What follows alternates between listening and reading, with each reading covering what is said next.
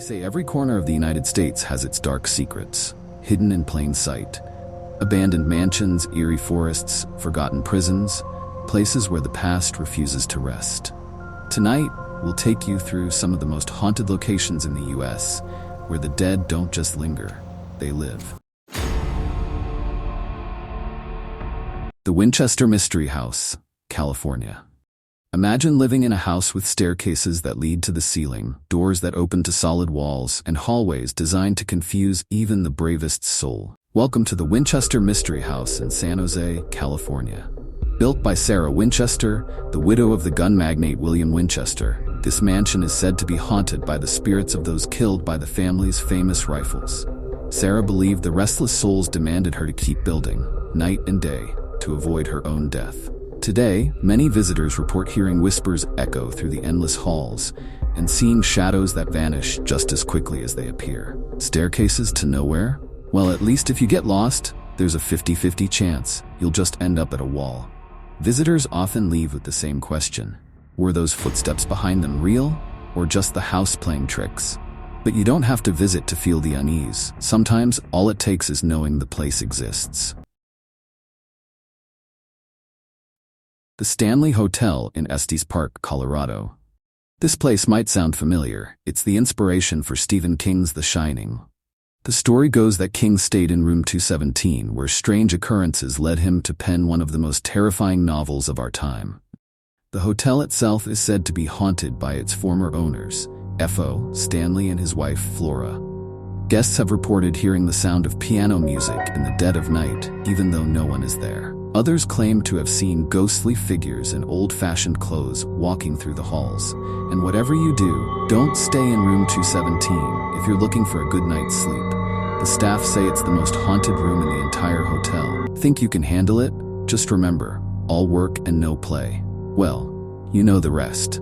Still, some leave the hotel wondering, did they just imagine it? Or is the Stanley Hotel still alive with spirits?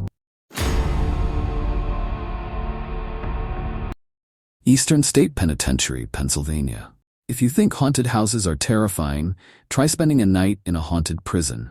Eastern State Penitentiary in Philadelphia, Pennsylvania, once held some of the most notorious criminals, including Al Capone. The prison was built with a philosophy of isolation, where inmates were kept in solitary confinement for years, losing their minds in the dark, lonely cells.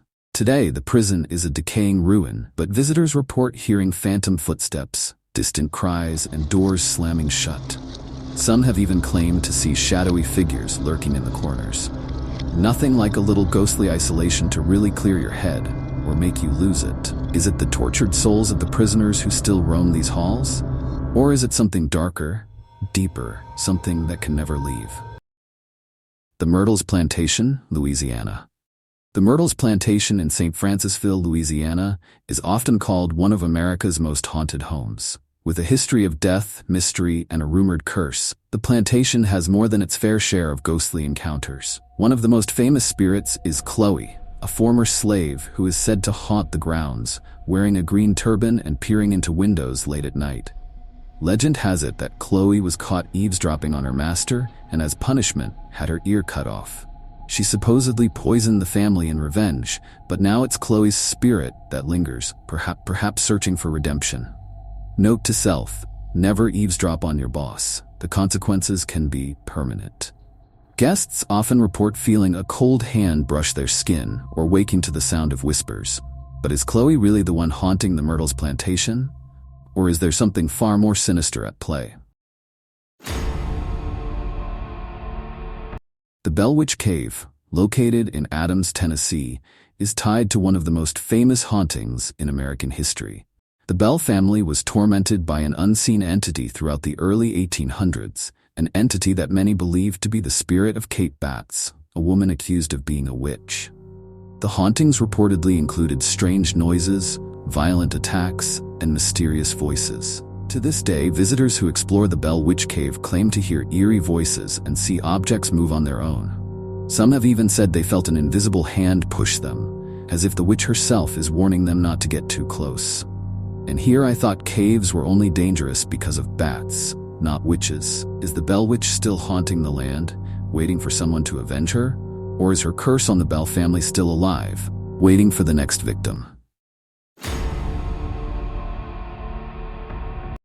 Waverly Hills Sanatorium, Kentucky. In the early 1900s, Waverly Hills Sanatorium in Louisville, Kentucky, was home to thousands of tuberculosis patients. Known as the White Plague, the disease claimed so many lives that the hospital built a body chute, a tunnel where the dead were transported to avoid disturbing the other patients. But some believe that not all the souls who died at Waverly Hills moved on. Visitors often report seeing ghostly apparitions in the hallways, hearing disembodied voices and feeling cold spots in the rooms where patients once lay. But the most disturbing sightings happen near the death tunnel, where many claim to have seen shadowy figures that vanish before their eyes. Imagine being the new guy at Waverly and getting assigned the night shift. Talk about starting off with a bang, or maybe just a whisper in the dark. Is it the lost souls of the tuberculosis victims forever trapped in the sanatorium's walls? Or does something far darker lurk in the shadowy halls of Waverly Hills? These places hold stories that refuse to be forgotten. Ghosts, curses, and mysterious disappearances, each with their own tale to tell. But we'll leave you with one final question. Are these just stories born from fear and legend? Or are these spirits still wandering, waiting for someone brave enough to find out the truth? Perhaps. It's better that we never know. So, would you dare visit any of these places?